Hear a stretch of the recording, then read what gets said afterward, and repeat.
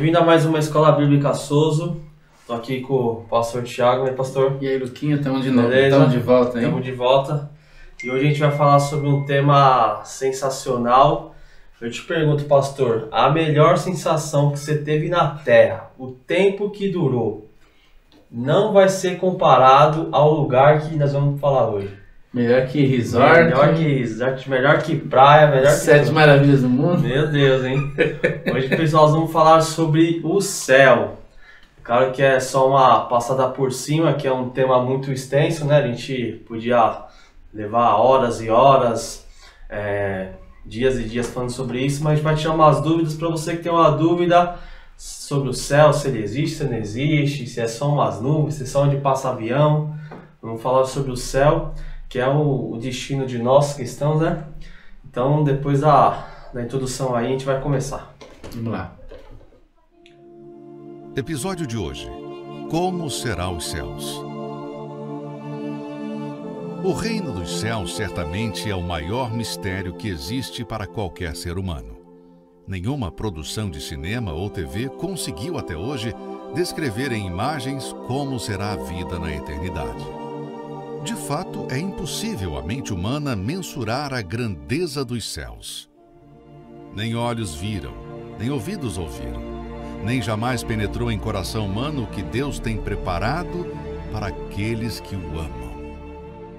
O diabo trabalha na mente das pessoas com a visão de que os céus é um lugar entediante, que não terá nada para se fazer, ou que ficamos flutuando nas nuvens, tocando harpa pelo resto do tempo. Então, o que a Bíblia revela sobre a eternidade? Diferente do que muitas pessoas pensam, a respeito dos céus, ele será um lugar de total prazer, não apenas de descanso, mas também de serviço. Nos céus teremos responsabilidades. Nunca mais haverá qualquer maldição. Nela estará o trono de Deus e do Cordeiro. Os seus servos o servirão. Outra coisa que haverá na glória será o galardão, que não tem nada a ver com a salvação da alma. Há quem nos últimos minutos de vida conseguiu se salvar, mesmo não servindo a Deus em vida, como o caso do ladrão na cruz. Ele foi salvo, mas não recebeu galardão. Esse galardão será uma espécie de recompensa, seja por suportar perseguições e injúrias por causa do nome de Jesus, seja pelo trabalho dedicado em levar mais almas para o reino de Deus. Também fala que teremos um corpo glorificado, ou seja, sem as limitações desse corpo material. Semeia-se corpo natural, ressuscita corpo espiritual. Se há corpo natural, há também corpo espiritual. Vemos o ser humano numa busca desenfreada pelo corpo perfeito. As clínicas de estéticas e academias vivem o tempo todo cheias. Mas você já parou para pensar na fragilidade desse corpo em que vivemos? Aquele corpo sarado de hoje amanhã estará castigado pelo tempo. Um pequeno mosquito é capaz de matar um ser humano. Veja o quanto não somos nada. O dinheiro compra tudo, menos a saúde. Steve Jobs revolucionou o mercado tecnológico com a Apple. Se tornou em um dos homens mais poderosos do mundo. Porém, seu poder aquisitivo não foi capaz de o livrar de um câncer no pâncreas. Em 2011, morreu aos 56 anos, com uma fortuna estimada em 7 bilhões de dólares.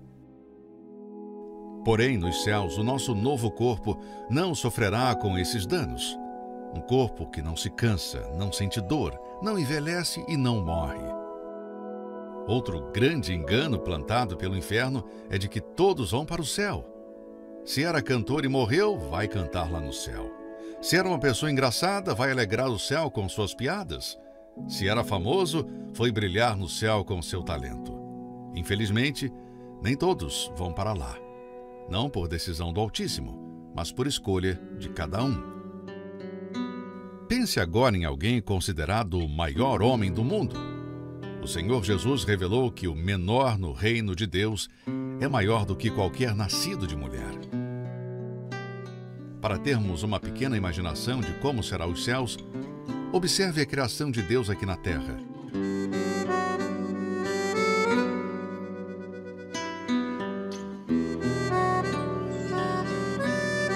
cada detalhe nos fascina.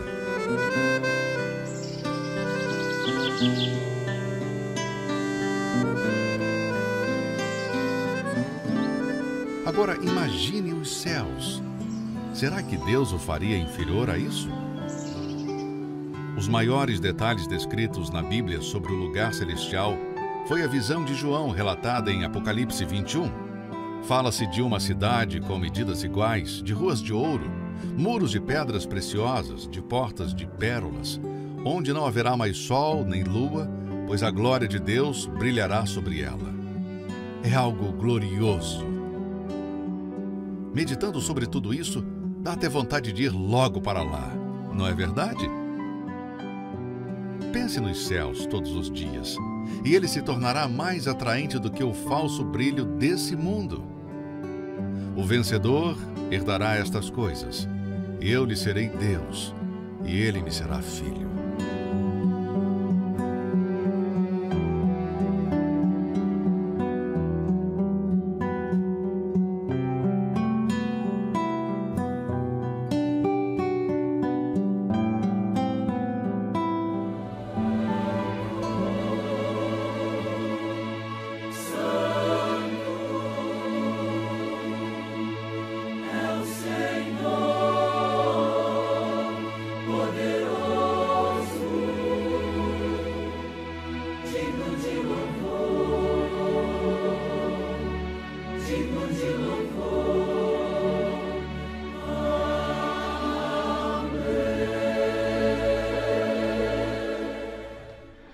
Então, pessoal, a gente vai ter nossa base em Apocalipse 21, a partir do versículo 1 até o 7. Eu vou ler aqui que ele fala, dá uma passagem aqui que João vê. Nessa passagem, João está preso numa ilha e ele tem uma visão. Eu vejo, pastor, que esse cara viu coisas que eu falo pra você na hora, era para ele mudar a vida dele, ficar em choque, né? E teve coisa que Deus foi para ele não relatar, né? Não relatar, né? Nem tudo que como... ele viu e escreveu. Sim. Você imaginar como que estava a mente de João, né? Ele sendo preso no último apóstolo, né? Um pouco mais antes, você vê que ele foi quase jogado dentro de um caldeirão de óleo, né? Não morreu, aí fala, já que você não morreu, então vai ficar lá. Acho que eles ficaram com medo, né? Isso aí é o Deus. O cara jogou isso daí, vamos tirar ele daqui do meio da gente. Foi jogado lá para morrer e Deus puxou e trouxe umas visões para João. E ele está preso, queria que você fizesse na imaginação aí as imagens de João.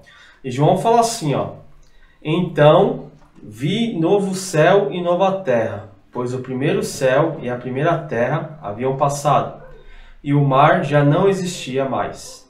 Vi também a cidade santa, a nova Jerusalém, que descia dos céus, da parte de Deus, adornada como uma linda noiva para o seu esposo amado. Eu ouvi uma forte voz que procedia do trono e declarava: eis o tabernáculo de Deus, agora está entre os homens, com os quais ele habitará. Eles serão seu povo, e o próprio Deus viverá com eles e será o seu Deus. E ele enxugará dos olhos toda lágrima, não haverá mais morte, nem pranto, nem lamento, nem dor, porquanto a antiga ordem está encerrada.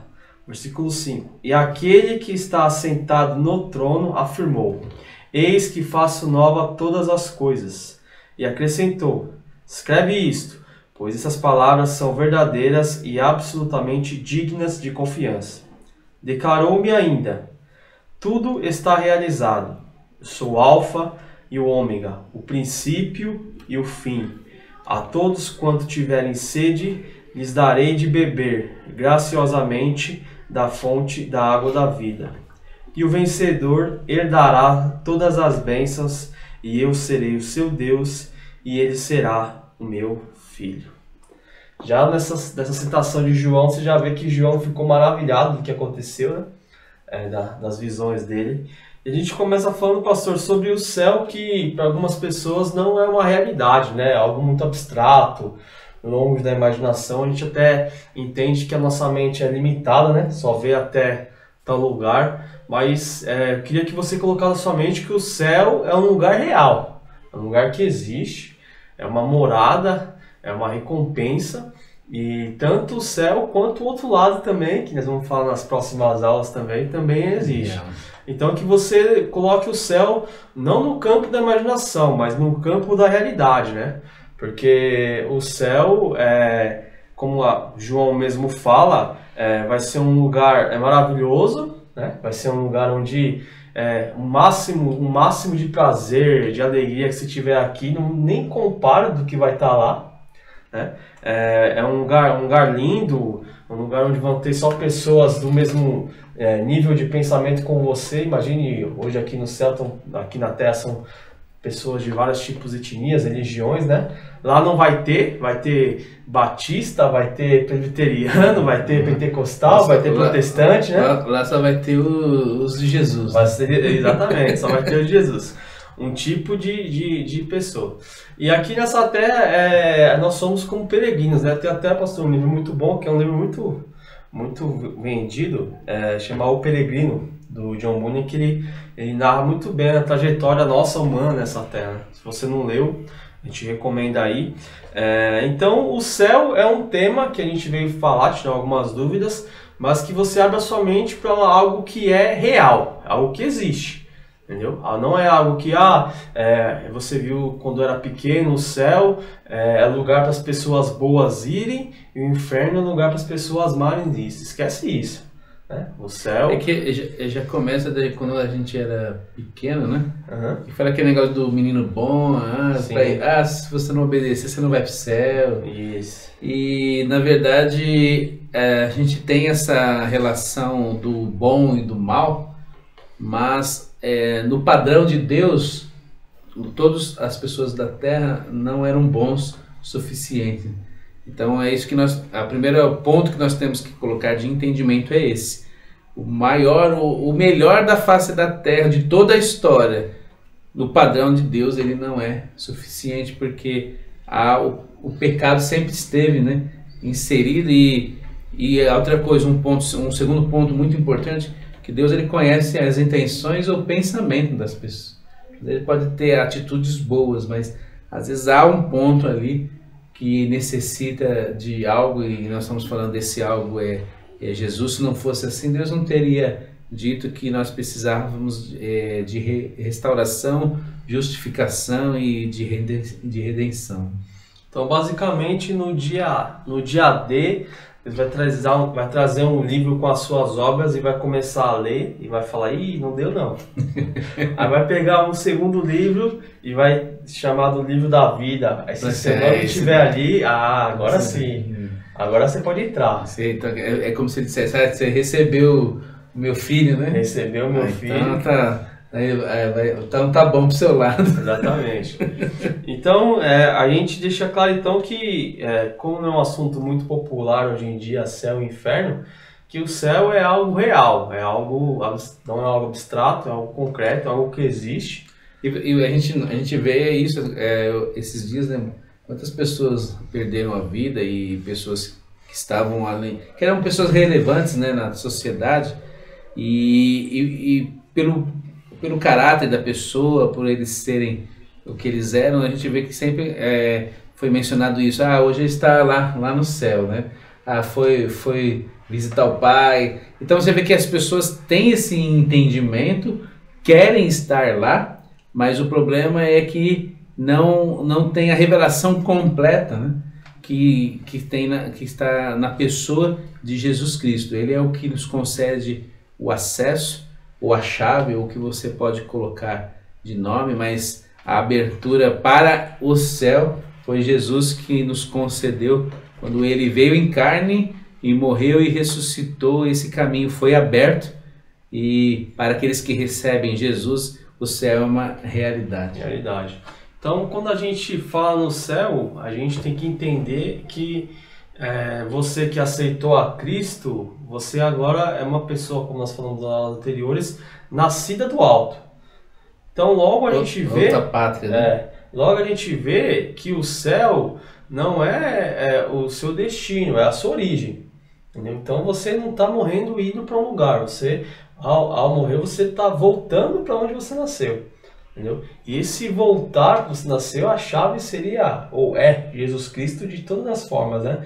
Então se a gente ir pela imagem assim de que tipo, ele é uma pessoa muito boa, certeza que vai estar no céu, ou ele não é uma pessoa muito boa, certeza que vai estar no inferno, isso daí não convém, né? Porque pode enganar muito. Pode né? enganar muito. Porque né? a chave de tudo isso, a Bíblia diz que é o arrependimento. Sim. E de repente alguém que teve uma vida inteira, entre aspas, não foi bom, ele se arrepende em reconhecendo quem ele é, e às vezes aquela pessoa que foi boa, por até pensar que esse não era digno de estar onde ele conquistou através do arrependimento que Jesus fez, às vezes é uma pessoa que entre aspas é boa, não vai conseguir ir para o céu, simplesmente porque ele acha que o que ele faz é uma autojustificação. Sim. E Jesus ele foi bem veemente e ele batia de frente com as pessoas que achavam que as suas obras podiam dar um lugar aos céus, e ele cita diversas parábolas, diversos exemplos, dizendo que a autojustificação ela não nos levará a lugar nenhum. Sim.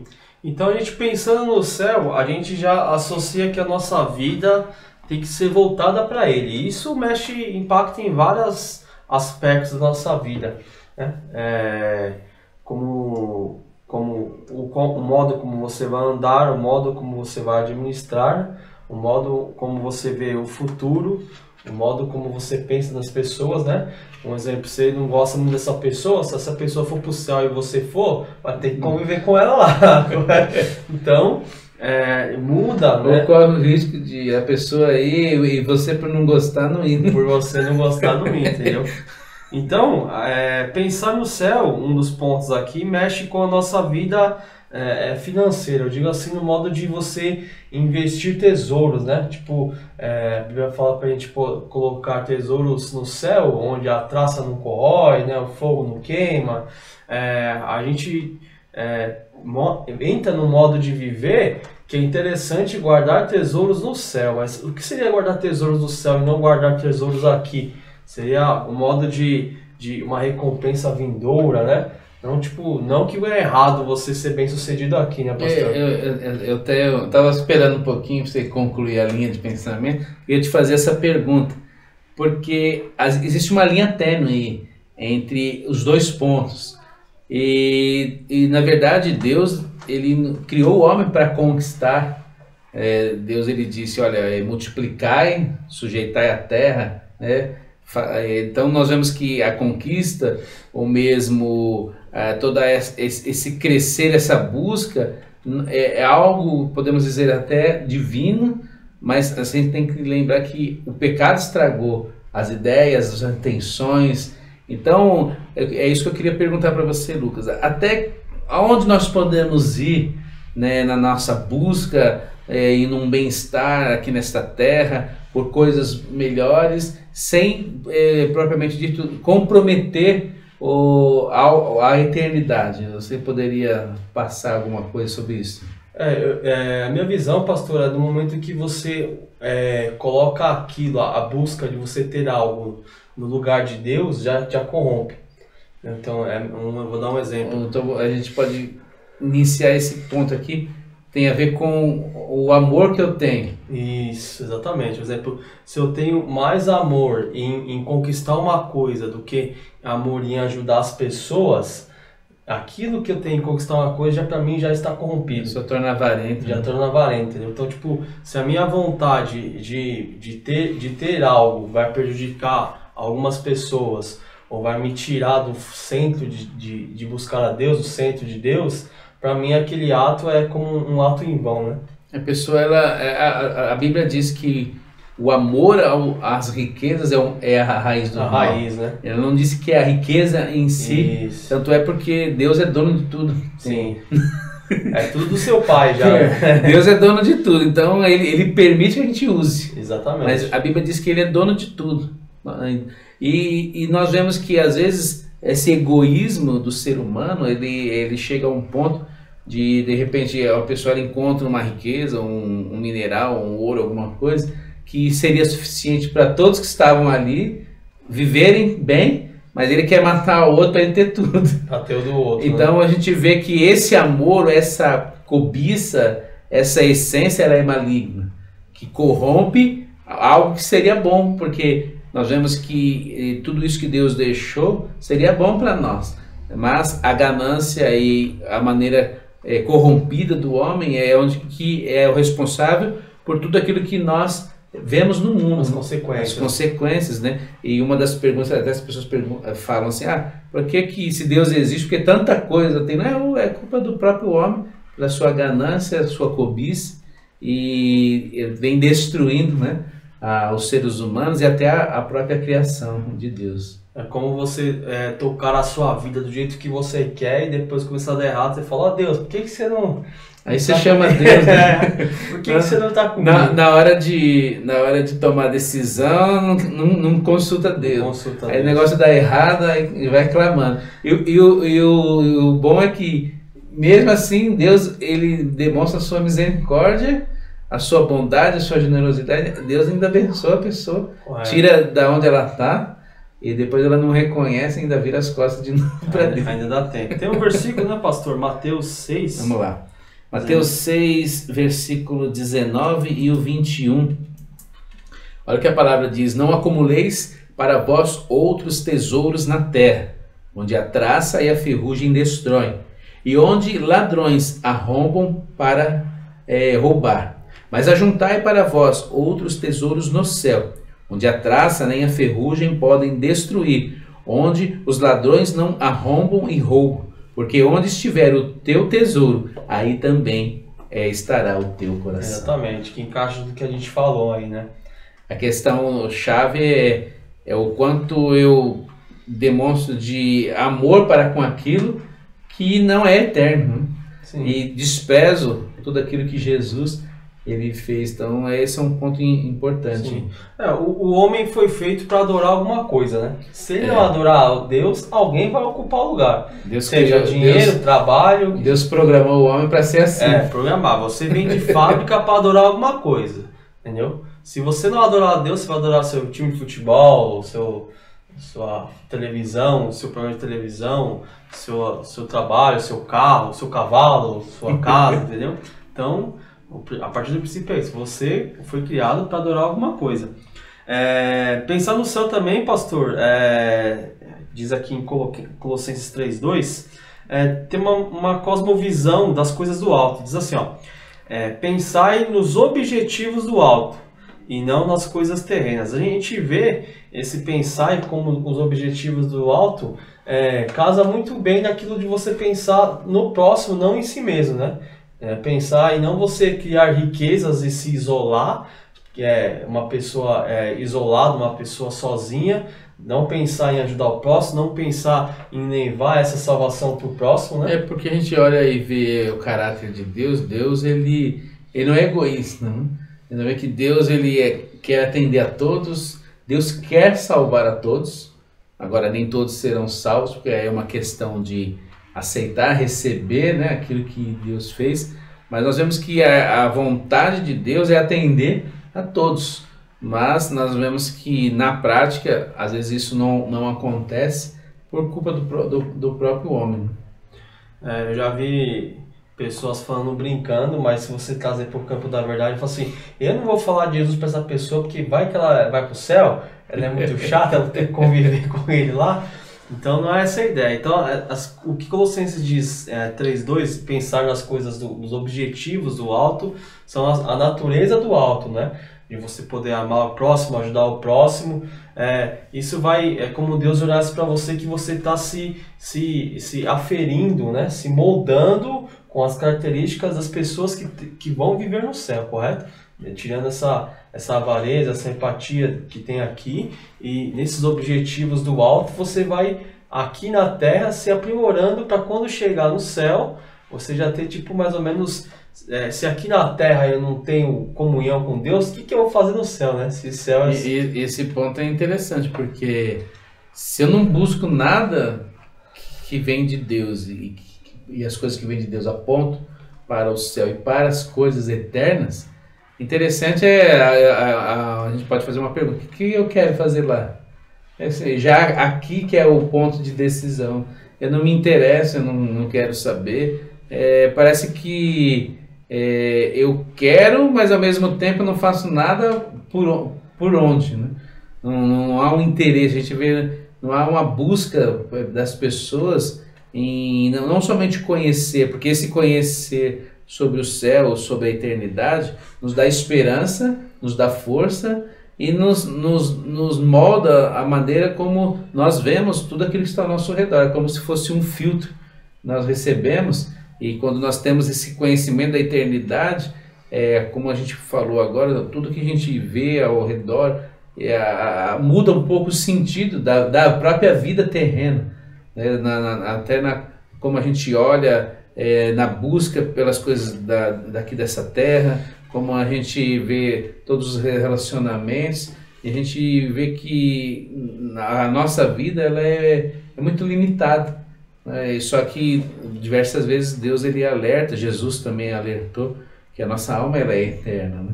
Então a gente precisa começar a pensar nisso, alinhar os pensamentos para não ser surpreendido, né? Correto. E pensar no céu é dar uma direção à sua vida, uma direção de santidade. Quem pensa no céu vive aguardando o céu.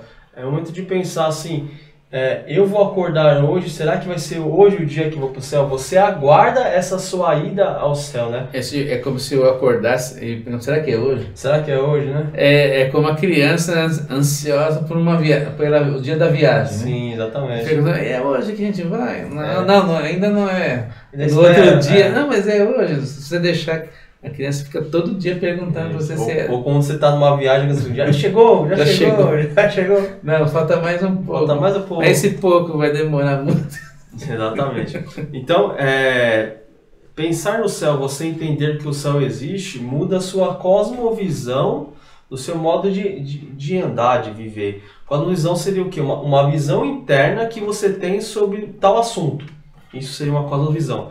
A sua cosmovisão do céu, ela é firmada dizendo que o céu existe, que é um lugar, é um futuro que você vai ir, você deve esperar por esse dia. Você deve almejar esse dia. É interessante que a gente vê, às vezes em filme, né?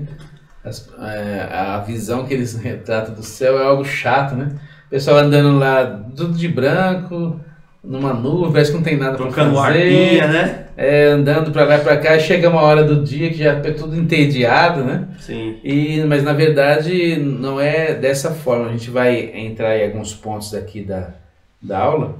A gente vê que a Bíblia ela relata de lugares, né? E de formas que é esse lugar que realmente vão nos deixar de boca aberta, impressionados. Porque se Deus fez a terra como ela é, e quando a gente sai um pouco da cidade e a gente contempla um pouco a criação, a gente vê quão magnífico é a criação. Imagine a cidade que Deus tem preparado para uma eternidade. Exatamente. Pensar no céu também, pastor, no tempos de pandemia que a gente está vivendo, isso é muito certeiro. É ter uma esperança, né? É ter um lugar justo, um lugar sem sofrimento para viver. A gente vive hoje num momento onde tem pestes, epidemias, pandemias, terremotos, maremotos, país atacando o país, né? Você pensar no céu é você ter a esperança de você vai viver num lugar justo. Porque até mesmo quando a gente olha para todas essas coisas, a pessoa fica com medo, né? Do que pode acontecer, do que vai ser, como eu vou viver agora nesses tempos, né? Isso gera angústia, gera ansiedade, gera medo, e mais ainda, né, com toda essa pandemia que está alastrando por todo o mundo, quantas pessoas estão até com pavor porque eles não sabem o que vai ser após a morte. Sim. E é nessa hora que a gente vê que o ser humano ele pode não conhecer a Jesus, mas há algo dentro dele, que isso tem a ver com a própria criação de Deus, que ele nos criou. Nós vemos que há esse sentimento de que mesmo a pessoa não entendendo, não conhecendo nada, ele tem aquele sentimento que existe algo depois.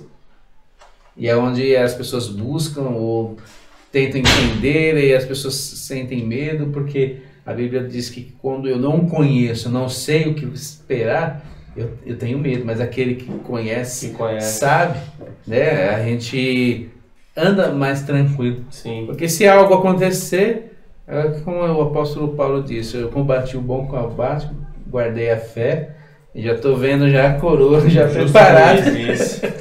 Tem um versículo que fala sobre isso, o próprio Paulo que escreveu, Romanos 8, no versículo 18, diz assim, ó: estou absolutamente convencido de que nossos sofrimentos do presente não podem ser comparados com a glória que em nós será revelada, né? Então, você pensar no céu é você pensar que tem um lugar que é pleno, justo, recompensável, de todas essas coisas que assolam o nosso pensamento, os nossos medos, né? Que existe para você, né? Você pensar no céu é você pensar em esperança. E o próprio apóstolo Paulo, ele diz para nós consolarmos uns aos outros com essas palavras. Sim. É porque às vezes parece que tudo vai acabar agora e eu vou ser extinguido e não vai ter mais nada, mas a Bíblia ela cansa de nos alertar e nos ensinar que o melhor está por vir. Exatamente. Pensar no céu também nos ajuda a enfrentar o medo da morte, né? A Bíblia chama a morte de o rei dos temores, né? A morte seria a causa principal do medo. Então você entender que um céu existe reforça na nossa mente que a morte não é algo que para o cristão, né? Aí Filipenses 1:21 fala, porque para mim o viver é Cristo e o morrer é lucro. Isso. Então Paulo já tinha... Eu tô lendo esse versículo, eu tô lembrando de algo, que nessa pandemia, né, o pessoal falando, você não vai enfrentar as coisas, o morrer não é lucro, né? Porque a gente vê a ignorância da pessoa, né? Sim. Porque Deus nos dá uma essência e a essência do ser humano, ele luta pela vida até o último momento. Isso é algo que Deus... natural, né? É algo que vem da programação de fábrica de Deus. Pode ver, o ser humano ele luta pela vida, mesmo ele não sabendo, não conhecendo, ele está até o último fôlego e luta pela vida. Às vezes ele está lá em coma, o próprio corpo dele está lutando pela vida. Sim. Então a gente vê que tudo isso é Deus, ele instituiu, ele estabeleceu, mas o que o apóstolo Paulo está dizendo, que na hora que chegar um momento, ou se Jesus vier agora buscar aqueles que estão em Cristo, este morrer é lucro, porque eles vão herdar, aí agora sim, tudo aquilo que Jesus conquistou, tudo aquilo que Jesus tem reservado para nós, é o momento de nós usufruir. É o desfrutar. Esse é o lucro.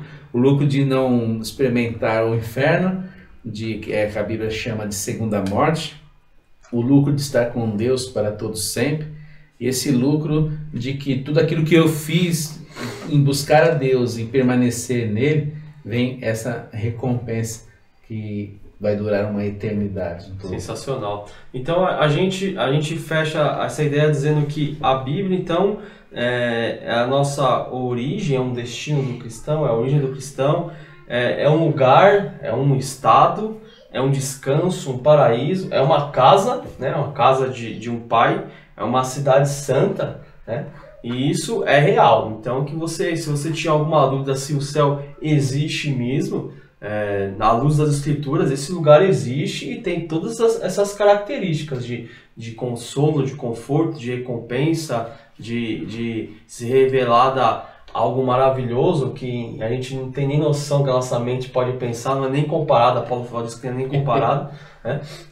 O céu existe e tem essas características. A gente estava até comentando aqui, né, pastor? Eu peguei o versículo aqui, ó. Algumas especificações do céu. Apocalipse 21 mesmo, no versículo 16, ele vai falar sobre a parte geográfica do céu. Ele diz assim, ó: a cidade era quadrangular, de comprimento e largura iguais. Ela media a cidade com a vara.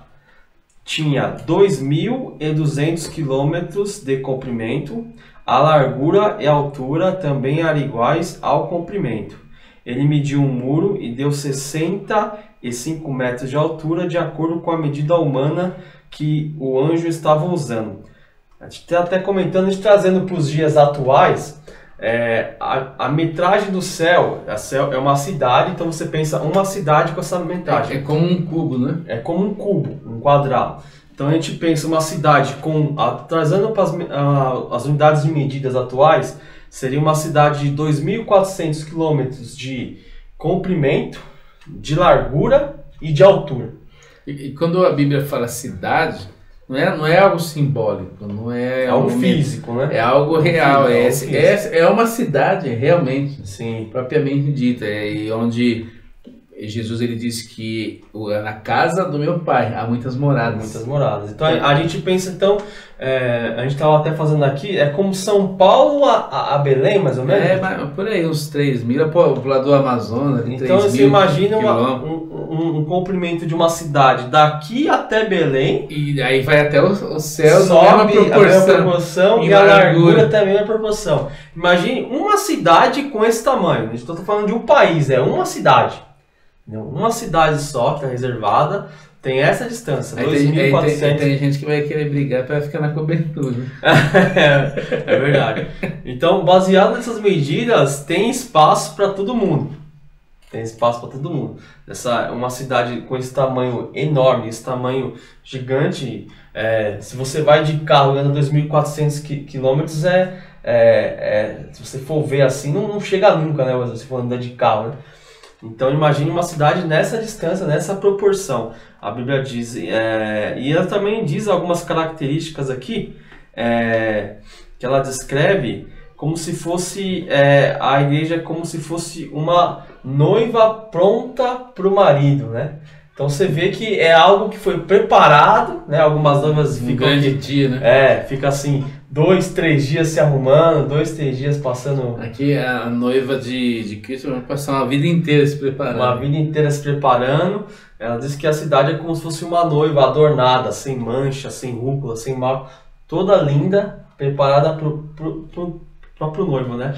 A gente tem como a ideia que os planos de Deus são mais ou menos iguais do começo ao fim. A gente vai ver Adão e Eva num jardim, no começo de tudo, e um casal no jardim, e um casal no jardim também, Cristo e a sua igreja, né? A gente vê que no princípio houve uma degradação naquilo que foi constituído, e no final nós vemos uma redenção, um resgate, um aperfeiçoamento ou transformação de tudo que aconteceu por causa do pecado, uma restauração através de Cristo, estabelecendo de novo aquilo que era a ideia, né? Sim. Inicial, e agora não haverá pecado, nem diabo, nada. Aqueles que estão em Cristo estão livres de tudo isso daí. Correto. A Bíblia apresenta também o céu como o seu fundamento, né, o fundamento dela, com 12 tipos de pedras preciosas. Imagine o fundamento dessa cidade ter 12 tipos de pedras preciosas. Uma praça com ouro puro, né? Tem mais... É interessante você falando isso, Lucas, porque tudo aquilo que as pessoas nesse mundo dão muito valor, matam por causa disso, vai ser tão comum lá que as pessoas vão pisar nisso, né? Porque vai ter coisas maiores, mais sublimes, mais magníficas, que vão ser, ou o valor, eu entendo aqui que o valor do que é hoje vai ser totalmente mudado para o que é na eternidade, né? Praticamente invertido, porque o próprio Jesus disse que o reino de Deus é totalmente diferente, né? O maior aqui é o menor lá, e se eu quero ser maior lá, eu tenho que ser menor aqui. Sim, E até nessa proporção com relação até ao que é riqueza aqui, nós vemos que o que você mostrou agora é um material que vai ser pisado, um material que é comum ali, é um fundamento de diamante, quer dizer que o que está por cima de tudo isso é muito maior, mais rico, né? Lá seria a verdadeira ideia de usar coisas e amar pessoas, né? Não ao contrário, né? Então, a Bíblia diz que vai ter uma praça de ouro, eu estou até imaginando aqui, pastor, uma praça de ouro puro, né? Uma porta para cada tribo de Israel lá de pérola, né? Uns portões, e a iluminação seria o próprio Jesus, que é a lâmpada, né? Interessante que isso aí vai ser algo grandioso, porque aquilo que o homem, ele sabe construir coisas grandiosas, né? A gente vê que a Bíblia cita, né, os jardins suspensos lá da Babilônia, a parte da Nabucodonosor, o pessoal ia lá e ficava de boca aberta do que era aquilo, né? Tanto é que é uma das 7 maravilhas do mundo. Verdade. Imagine o que é aquilo que Deus vai fazer.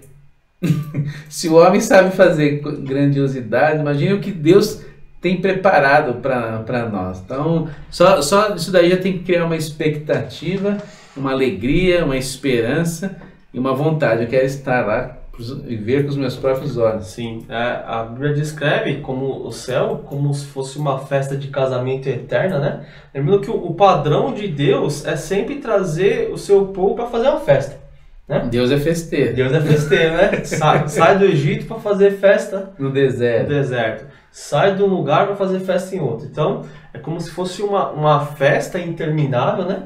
Com pessoas que têm o mesmo valor ético que você, que amam o mesmo Deus que você. É só de pensar de você estar frente a frente com o cara que te criou, né? Já é sensacional. Diz que vai ter a melhor provisão, a melhor comida, né? Vamos beber da água que nunca terá sede, né? Nunca mais a gente vai ter sede. Coros angelicais. Então, a gente pensar no céu... Algo de primeiro. Algo de primeiro. A gente traz da nossa mente aqui algo que sua mente, nem você imaginar, os melhores produtos... Vai colocar a Broadway, os musicais russos, tá tudo no bolso. Não vai passa nem na foto, né? Aí, no versículo 1 que a gente leu, seria a ideal de novos céus e nova terra, né, pastor? Seria algo que as pessoas têm confusão de que assim, quando vier os fins dos tempos, a terra vai acabar, vai explodir. Não é bem isso, né? Isso tem uma confusão, porque assim, se você lê todos os relatos proféticos, aí entra o que Jesus ele disse, nós vemos que algumas coisas que o apóstolo Paulo mencionou, a própria visão de João na ilha de Patmos, você não vê em nenhum momento ele dizendo que a terra será destruída. O que diz que haverá o dia do juízo de Deus sobre a terra. Correto. E aí haverá então, primeira coisa, onde a Bíblia cita em Apocalipse, são liberação, a abertura de 7 selos, 7 trombetas e o cálice da ira de Deus, onde vai haver terremotos, onde a água se tornará em sangue, onde uma parte da vegetação ou da própria terra vai morrer. Nós vemos lá que vulcões vão entrar em erupção, consequentemente essas cinzas que foram lançadas no céu impedirá a luz de vir sobre a terra. Sim. Isso afetará, né? Mas em nenhum momento diz que será tudo destruído. Então a terra não vai ser destruída, vai ser transformada, melhorada, redimida, né? Assim como o nosso corpo, nós teremos um corpo glorificado, a terra ela também sofrerá, porque a terra, nós vemos lá no próprio livro de Romanos, diz que a criação aguarda com grande expectativa a manifestação dos filhos maduros. E a terra geme, né? Geme, porque o pecado ele também afetou a terra. E a terra é uma criação de Deus. O que Deus disse quando Adão pregou? Agora, maldita é a terra por sua causa. Não porque eu que fiz errado, né? Por sua causa. Então, a gente vê que os animais, a vegetação, toda a flora, fauna, todo o ecossistema, ele sofre também por causa do pecado do homem. E ao mesmo tempo que o homem ele vai ter esse momento de redenção, de transformação, a natureza ela passará também por esse momento de transformação. De glória que vai sofrer, porque a Bíblia diz que haverá um novo céu e uma nova terra. 21. Aí as pessoas podem interpretar de qualquer jeito, mas nós vemos ali que em nenhum momento a terra vai ser destruída. Você pode ler de Apocalipse, do capítulo 1 até o capítulo 22, não há menção de destruição da terra. A menção de ela vai sofrer um bocado, Sim. mas não vai ser destruída. Então essa ideia, esse estereótipo de que a terra vai explodir, não vai haver mais terra, isso é fake, né? Se você ler os 2 últimos capítulos do Apocalipse, lá afirma algo assim, que Satanás, o inferno e todos aqueles que não receberam Jesus serão lançados no lago de fogo. Entendeu? E ali fala da Nova Jerusalém, nesses capítulos, fala dessa na Nova Jerusalém, fala desse lugar onde não vai ter fome, aí fala que não vai ter mar. Então nós já vemos ali uma transformação, né? E diz que não haverá sol. Então aqui a própria luz de Deus vai iluminar. Então nós vemos que mesmo nessa parte não diz que a terra será destruída. E, na verdade, isso daí é uma concepção, quando se fala do nome Apocalipse, primeiro, isso é um nome que foi traduzido para nós aqui, mas o nome original do livro é Revelação. Então, não é destruição. Não é destruição ali. Aí, se você for ver, há uma revelação daquilo que está por vir. E aí é uma menção, na verdade, nós vemos ali que Deus, ele está de vários capítulos mostrando o que é ruim, para que nós não venhamos experimentar disso. Um alerta, né? É um alerta. Então, está falando, olha, não seja participante disso. Está falando, vai valer a pena estar com Deus. E nessa concepção também, nós vemos que antes de Jesus ele vir em carne, o céu ele ficava aqui na terra. Essa concepção realmente de céu, de ser algo no alto, foi depois que Jesus ele ressuscita e ele ascende aos céus. A Bíblia ela menciona em Mateus, no capítulo 27, versículo do 52 ao 54, fala que quando Jesus ele morre, o véu do templo rasga de cima a baixo, e muitos santos que são ressuscitados. Mas eles não foram ressuscitados para essa terra. Eles foram ressuscitados porque Jesus ele inaugurou um lugar. Quando o ladrão estava ali junto com Jesus na cruz, ele diz, lembra-se de mim quando chegar no teu reino. E Jesus disse para eles, ainda hoje estarás comigo no paraíso. E depois há esse relato desses santos que foram ressuscitados. E aí, para a gente ter uma noção do que Jesus ele conta uma parábola em Lucas capítulo 16, versículo pode ler o capítulo 16 inteiro, mas que é bom. Aqui fala no versículo 21, 22, chegou um dia que o mendigo morreu e os anjos o levaram para junto de Abraão. Entretanto, o homem rico também morreu e foi sepultado. Mas no Hades, onde estava em tormentos, ele olhou para cima e observou Abraão de longe, com Lázaro ao seu lado. Então nós vemos que se fosse realmente no céu, aqui nessa ocasião, visão, né? Não tinha como ver, não teriam contado, eles se falaram. Olha o que diz aqui no versículo 24. Então gritou, pai Abraão, tem compaixão de mim, manda Lázaro que molhe em água a ponta do dedo e refresque a língua, porque eu estou sofrendo muito em meio a estas chamas. Então, olha o que a Bíblia está dizendo. Já dá a ideia do que tem de um lado e do que tem do outro. No entanto, Abraão lhe replicou, filho, recorda-te de que recebeste todos os teus bens durante a tua vida, e Lázaro foi afligido por muitos males, agora, entretanto, aqui ele está sendo consolado, enquanto tu está padecendo. E além do mais, foi colocado um grande abismo entre nós, de maneira que os que desejam passar daqui para vós outros não consigam, tampouco passem de lá para cá, para o nosso lado. Então, qual era o desenho antes de Jesus? Tinha o Hades e tinha esse lugar onde ficavam aqueles que morriam no Senhor. E havia um batismo, um abismo no meio. Então tinha o seio de Abraão e tinha o Hades. Quando Jesus ressuscita, esses que são ressuscitados foi porque eles receberam ali o corpo glorificado, porque eles iam inaugurar o paraíso. Então eles foram levados. Legal. Jesus, é como se Jesus... aí a gente vai entrar num assunto agora que ele estende, porque Jesus ele levou esses santos como uma oferta. assim como a colheita de Israel, né? A Bíblia fala que nós estamos vivendo a última colheita, mas Jesus ele ofereceu a oferta que tem a ver com a oferta da cevada, que representa ali esse momento.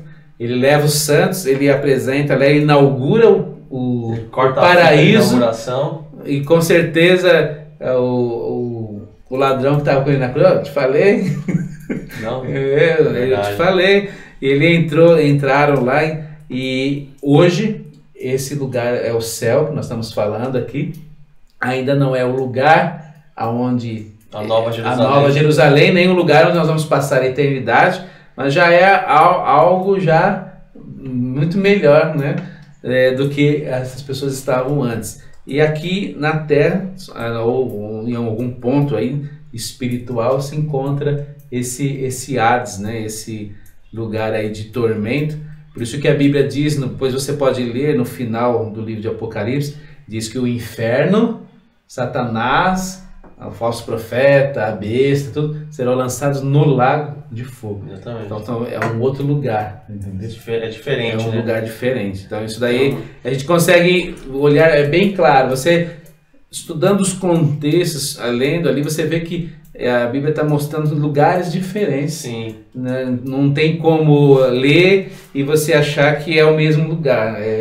A Bíblia é bem clara, apontando que são lugares diferentes. João não escreveu assim porque ele queria escrever mais coisas, porque tinha um significado, né? A gente tem um pastor chamado Bill Johnson, ele fala assim que para os que aceitaram a Cristo, a Terra é o único inferno que eles vão viver. E para quem não aceitou em Cristo, a Terra é o único céu que eles vão viver, né? Você vê como que é a diferença, são semelhantes, né? Então, voltando aqui sobre o céu, ela dá essas características desse lugar imenso, de fundamentos de ouro, de 12 pedras preciosas, de 12 portões das tribos de Israel, portões de pérolas, diz que vai ser um banquete, associa como uma festa de casamento interminável, né? Ele diz também no versículo 2, diz assim, vi também a cidade santa, a nova Jerusalém, que descia do céu para Deus, adornada como uma linda noiva para o seu esposo. E no versículo 3, o pastor diz assim, eu vi uma forte voz que procedia do trono e declarava, eis que o tabernáculo de Deus agora está entre homens. A gente entende que no céu nós vamos viver literalmente com Deus, né? Que tabernáculo a gente associa como se fosse a casa de Deus, a morada de Deus, né?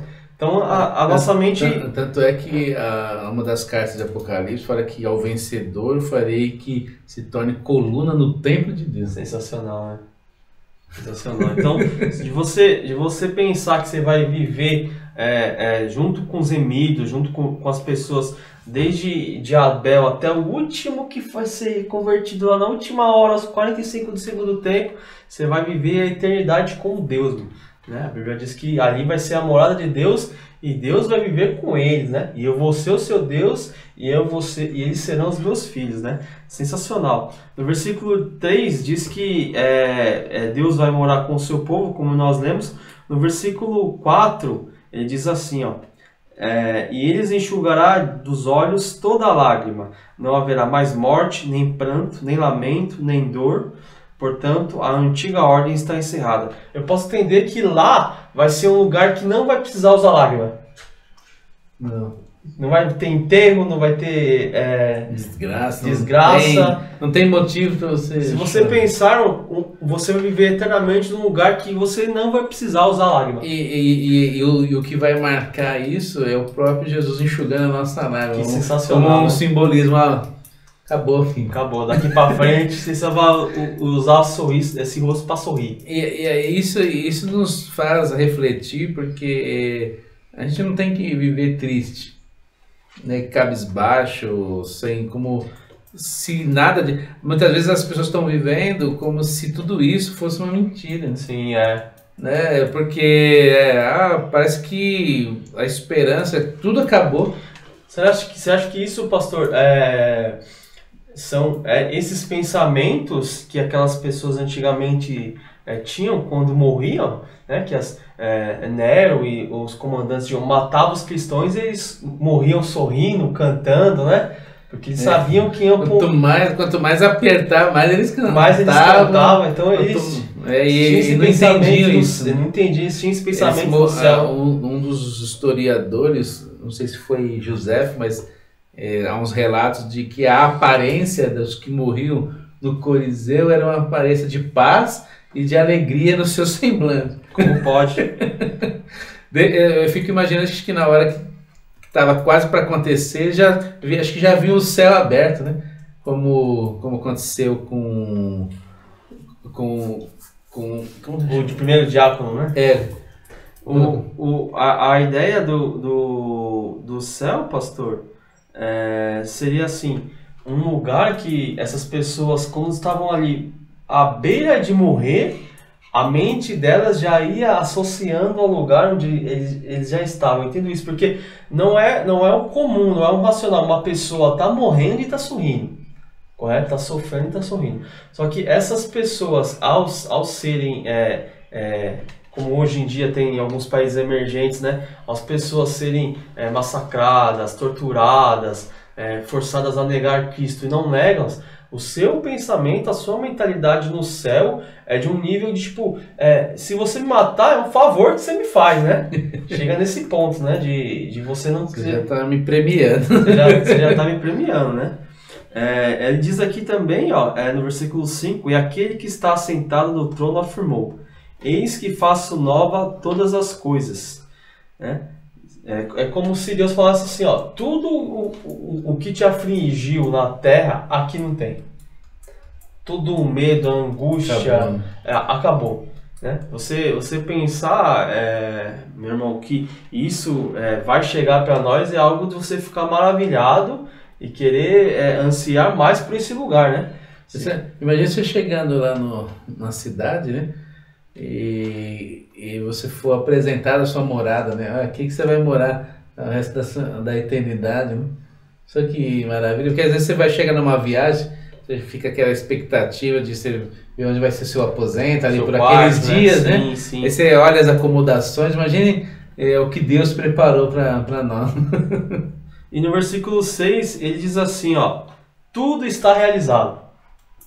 Ou seja, o que essa construção, essas ruas de ouro, tudo que já está nos planos de Deus, já tudo está feito, só está nos aguardando. A gente tenta que nossa mente é muito pequena, mas a gente tenta associar, a gente vai morar num lugar eternamente, sem chorar, sem derrubar lágrima, sem ter preocupação. Só rindo.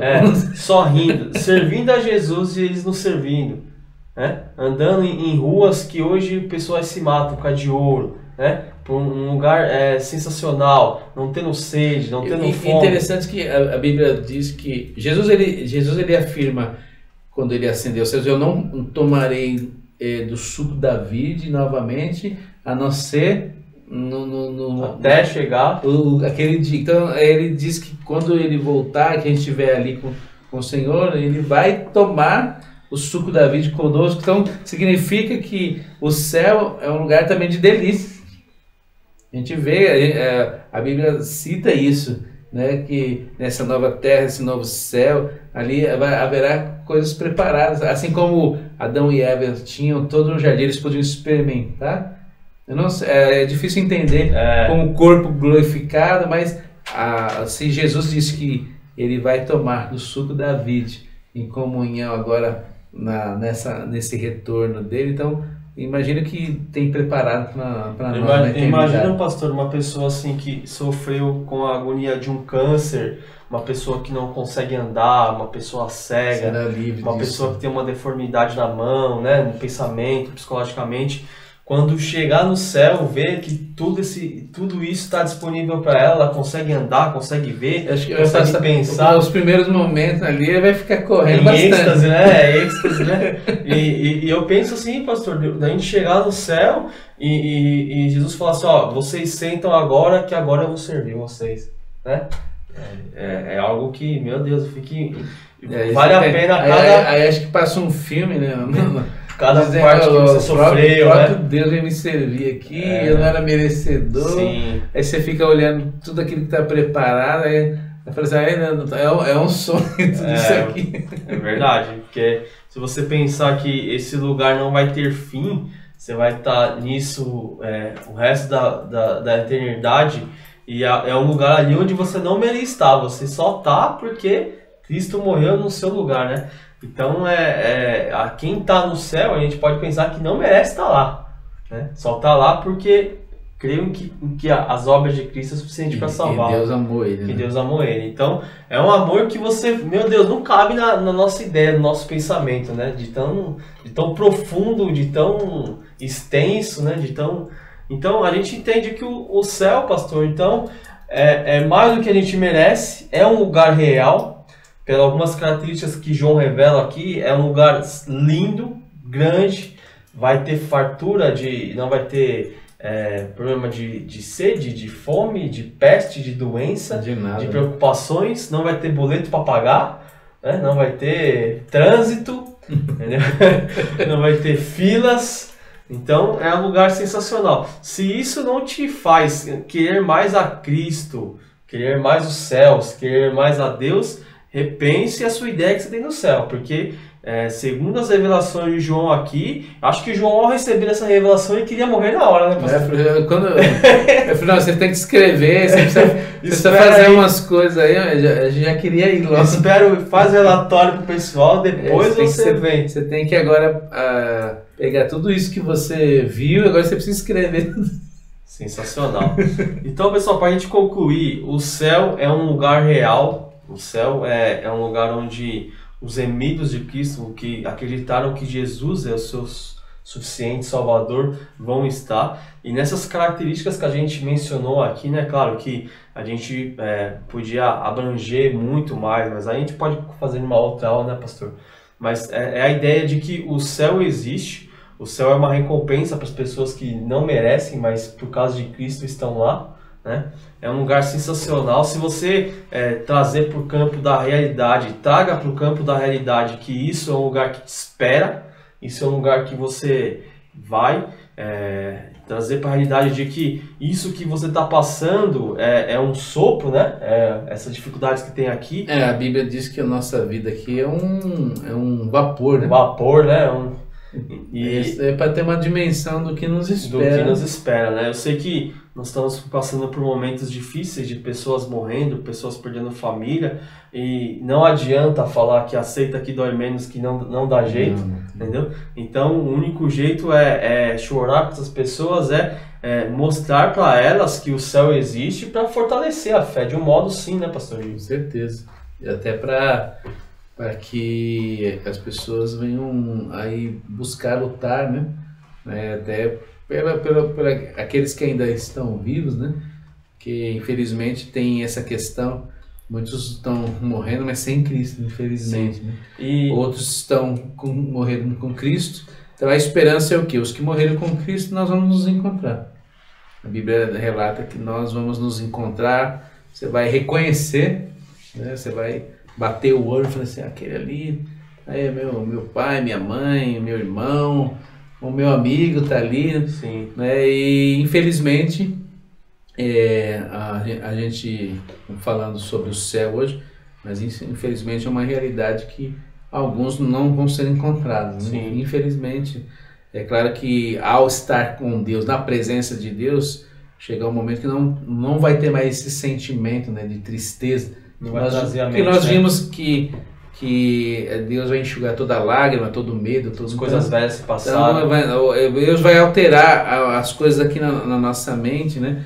Mas nós precisamos pensar nisso agora, né? Entregar a palavra, falar de Jesus, ainda dá tempo, né? Jesus não veio, você está vivo. Então, peça para o Senhor que Ele te conceda estratégias, fale do amor de Deus, seja um exemplo vivo, um testemunho vivo, né, para que se cumpra a palavra, eu e minha casa serviremos ao Senhor, né? Crer no Senhor Jesus e será salvo tu e a tua casa. Então é algo para nós pensarmos, né? O ser humano pensa em tantas coisas, nós precisamos lutar aí para garantir aí essa eternidade para todos aqueles que nós amamos e para aqueles que nós também nem conhecemos. É verdade.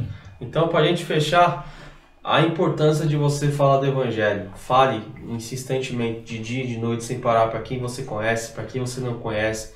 Talvez quando você chegar nesse céu que a gente falou, você veja aquela pessoa, né, que você mencionou do Evangelho, você encontrar lá aquela pessoa, ela vem te dar um abraço. Eu tô aqui por causa que um dia você me falou de Jesus e eu criei nele, né? Então a importância de você pregar o Evangelho dia e noite, falar de Jesus, falar das boas novas, porque no exemplo que você disse, né, pastor, ainda dá tempo, mesmo se for aos 45 do segundo tempo, como foi aquele bandido, aquele cara preso, ainda dá tempo. Se você tem na mente que você é uma pessoa terrível, que você mente, faz coisas erradas, ainda dá tempo para você, amigo. Porque ainda dá tempo. Jesus, ele disse apenas o quê? Arrependa-se, né? Arrependa-se e receba. Receba. Jesus é o suficiente. E lembrando do primeiro diácono, Estevão, que fugiu aqui da mente, eu vou citar aí para os irmãos para não ficar em aberto, tá bom? Então, beleza. Então, pessoal, até a próxima aula. A gente vai ver se consegue falar sobre o outro lado da história. Vamos falar sobre o inferno, né? Que aí... As pessoas falam, não é bom falar sobre isso. Eu penso que tem que se falar. Tem que se falar. A Bíblia fala mais do inferno do que do céu, né? Porque tudo que é ruim tem que ser alertado. Exatamente. É como o pai e a mãe que alertam o filho para isso, para aquilo, e vai falando. Então a Bíblia está lá nos relatando isso, é importante, né? E a gente se conhecer é um lugar e com certeza ninguém quer ir, mas por falta de discernimento, muitos estão indo porque não reconheceram que Jesus é o caminho. É isso aí. Então fique com Deus, Deus abençoe. Se tiver alguma dúvida, coloca aí nos comentários. Procure lá o grupo da igreja do WhatsApp. Que a gente possa ter tirado algumas dúvidas você sobre o céu. Busque o céu, anseie o céu. Acorde todo dia falando, será que é hoje que eu vou para o céu? Porque é um lugar maravilhoso. Deus abençoe. Deus abençoe.